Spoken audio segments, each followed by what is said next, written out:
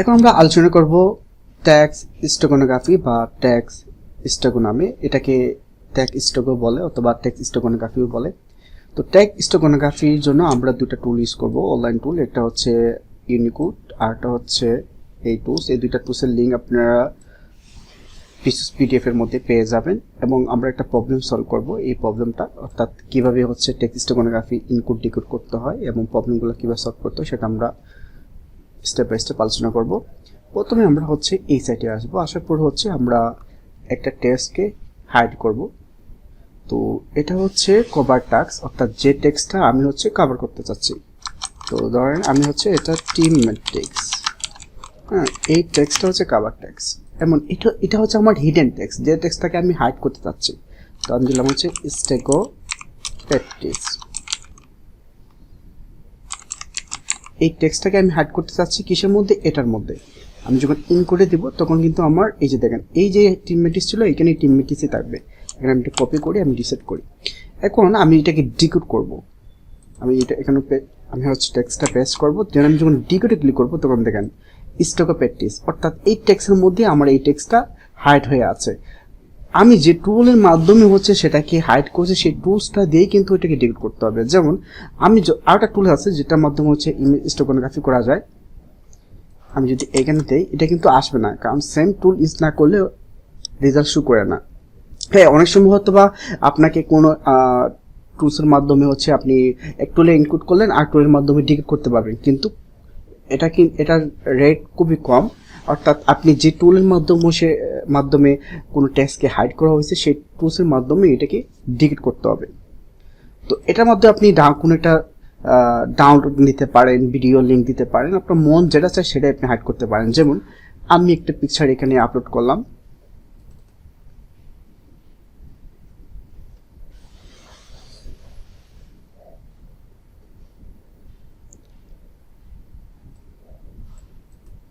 এটা হচ্ছে download link. আমি ডাউনলোড লিঙ্কটা কপি করব,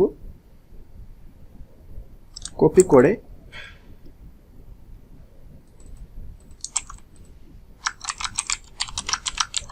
টিমমেটিক্স এটাকে আমি ইনক্লুড করে দিলাম, অ্যাটাচ করে দিলাম। এখন এই টেক্সটটা আমাকে টেক্সট ফাইল করে দিতে হবে, কখনো চ্যাটের মধ্যে দেওয়া যাবে না, তাহলে কিন্তু আপনি এটাকে ডিকোড করতে পারবেন না।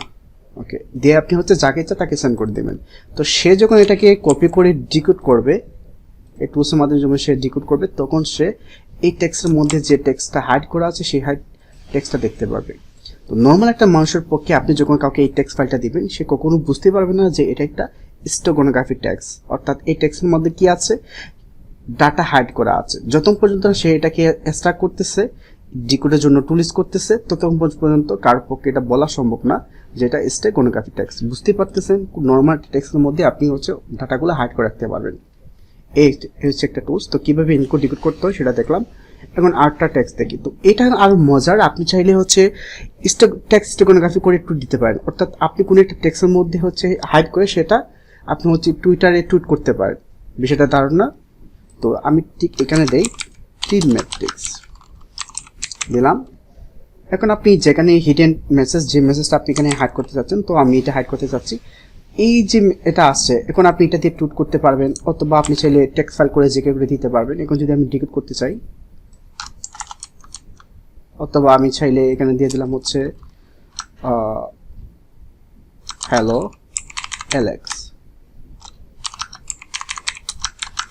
অ্যালেক্স, তারপর হচ্ছে আমি এখানে দিলাম হচ্ছে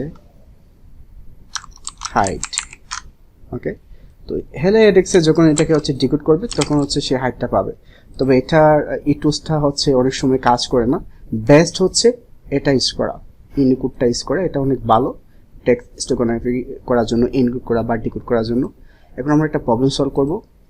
তো আপনি যখন সিটিএফ এবং বাগবানটি টিমেটিসের চ্যানেলে আসবেন তখন অনেকগুলো প্রবলেম পাবেন। তার মধ্যে একটা প্রবলেম হচ্ছে এখানে একটা সিটিএফ আছে যেটা হচ্ছে স্টেগোনোগ্রাফি, এটাকে স্টেগো বলে। তো এখানে একটা হিন্ট দেওয়া আছে, এই যে হিন্টটা হচ্ছে এই হিন্টটা, হ্যাঁ, প্রবলেম ডেসক্রিপশন বলা আছে এবং বলতেছে যে ফ্ল্যাগটা এরকম হবে, টাইপ হচ্ছে স্টেগোনোগ্রাফি, তারপর সিটিএফ এর নাম দিচ্ছে, আইডি দিচ্ছে। এখন চ্যালেঞ্জ এটা, তো আমাকে কি করতে হবে, এটা আমরা যখন ওপেন করবো এই হচ্ছে টেক্সট। তো এই টেক্সটের মধ্যে কিন্তু কোনো একটা ডাটা হাইড করা আছে, একটা ফ্ল্যাগ আছে, সেই ফ্ল্যাগটা খুঁজে বের করতে হবে।